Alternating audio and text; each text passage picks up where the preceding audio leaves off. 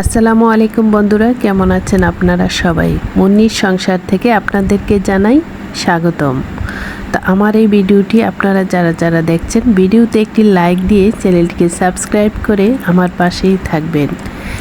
তো বন্ধুরা, সকালে ফজরের নামাজ পড়ে চলে এলাম বাগানে। আমি আবার বাগান প্রিয় মানুষ। বাগানে না আসলে কেন জানি সারা দিনটা ভালো কাটে না, অশান্তিতে থাকি, মনে কোনো শান্তি আসে না। তো যাই হোক, যেই কথা সেই কাজ। ঘুম থেকে উঠে প্রতিদিনই আমি বাগানে ঘোরাফেরা করি, গাছ দেখি কোন গাছটা একটু বেড়েছে, কোন গাছে ফল দিয়েছে। তো আজকেও প্রতিদিনের মতো, তার চেয়ে কোনো ব্যতিক্রম না।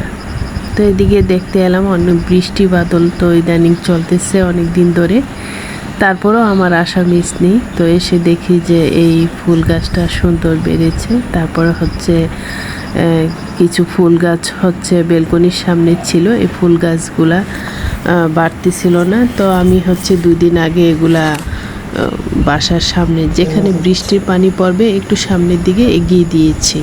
তো এতে করে গাছগুলা অনেক সুন্দর বেড়ে যাবে। তো এদিকে হচ্ছে বাগানে হচ্ছে পুঁইশাক গাছ লাগিয়েছিলাম। এই পুঁইশাকগুলো আমরা হচ্ছে কেটে লাগিয়েছি, বাজার থেকে পুঁইশাক খেয়েছি। ওই শক্ত অংশটুকু, যেটুকু খাওয়া সম্ভব না, সেটুকু হচ্ছে লাগিয়ে দিয়েছি। আর এখানে আমার সুন্দর একটি পেঁপে গাছ ছিল, দেখতেই পাচ্ছেন। পেঁপে গাছটা অনেক মোটা ছিল আর অনেক বেশি পেঁপে দিয়েছিল, প্রায় 30 থেকে 35 কেজি পেঁপে হবে গাছটার দরে ছিল। তো এই গাছটা হচ্ছে গত বছর জ্বরে ভেঙে গিয়েছে। তো আমি আবার এই গাছের মুখে হচ্ছে কস্টিপ লাগিয়ে দিয়েছিলাম। তো কস্টিপ লাগাবার পরে একটি বেনিফিট পেয়েছিলাম। তো এতে কি হয়েছে, পেঁপে গাছের কাটা অংশের চারপাশ থেকে 4টি ডাল বের হয়েছে। মাশাআল্লাহ, এই ডালগুলোতে এখন ভালোই পেঁপে এসেছে। হয়তো 35-40 কেজি হবে না, তারপরও চলে যাবে আমাদের ছোট্ট সংসারে।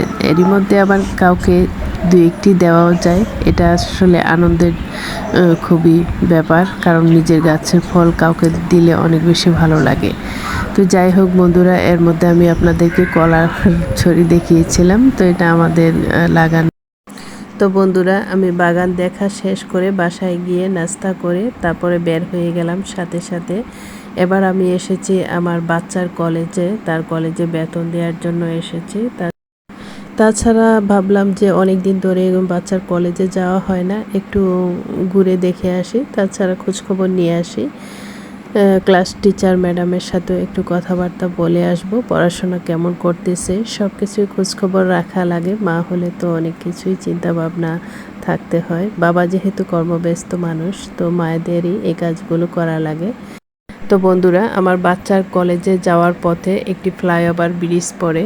তো ফ্লাইওভার ব্রিজের চারপাশে এত সুন্দরভাবে গাছ লাগিয়ে রেখেছে। তো গাছগুলোতে ফুল এসেছে, আমার কাছে অনেক বেশি ভালো লেগেছে। তো ভাবলাম যে মোবাইলটি বের করে একটু ক্যামেরা বন্দি করি।